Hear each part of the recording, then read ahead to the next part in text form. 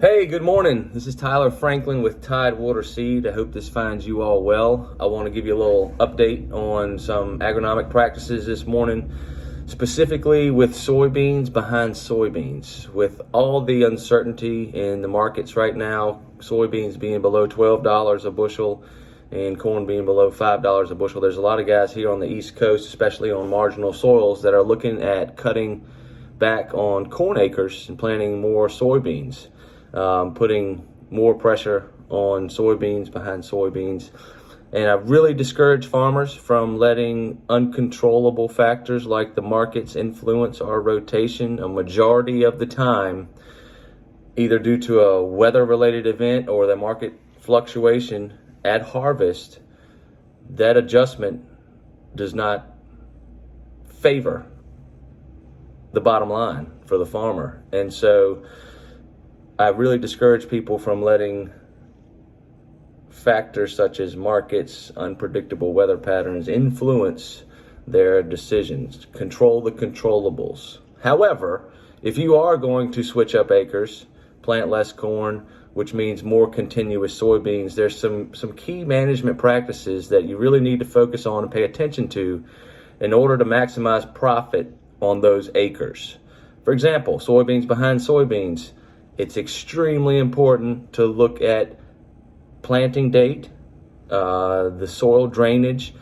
You have a lot of disease pressure that comes from planting soybeans early on poorly drained soils. So make sure that you're planting your soybeans behind soybeans later on the poorly drained soils. So plant your well-drained soils first, or your rotated full season soybeans first. Save the poorly drained soybeans behind soybean acres for later in the spring, so we get faster emergence and less disease pressure.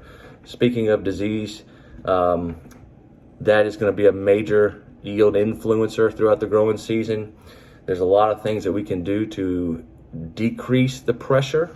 Seed treatments are an easy input and investment that we can make to help with some of that early season disease pressure. I don't always recommend seed treatments, but in soybeans behind soybeans, 90% of the time we're getting a return. Make sure you've got multiple modes of action in that seed treatment. Genetic resistance, fungicides in season, that's all going to help with the disease pressure. And another thing that often gets overlooked, and because I'm a seedsman, I focus a lot on this, is if you're planting soybeans behind soybeans, never plant the same variety back to back. You've got a disease pressure that's higher in that degrading fodder that particular variety was weakest against. And so that population on that disease is going to be high.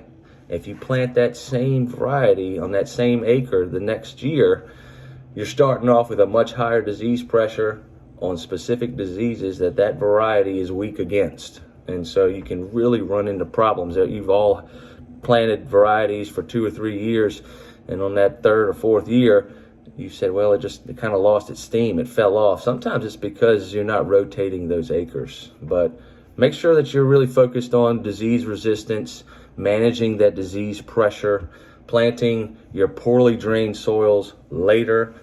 Another factor that influences yield on soybeans behind soybeans is nematodes. Make sure that you're planting varieties that are resistant to cyst nematode and hopefully root knot resistance as well.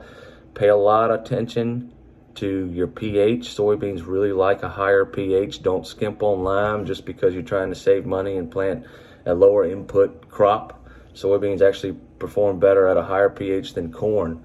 Also pay very close attention to potassium. For every bushel of soybeans you harvest, you're removing 1.4 pounds of potassium. So don't skimp on potassium either.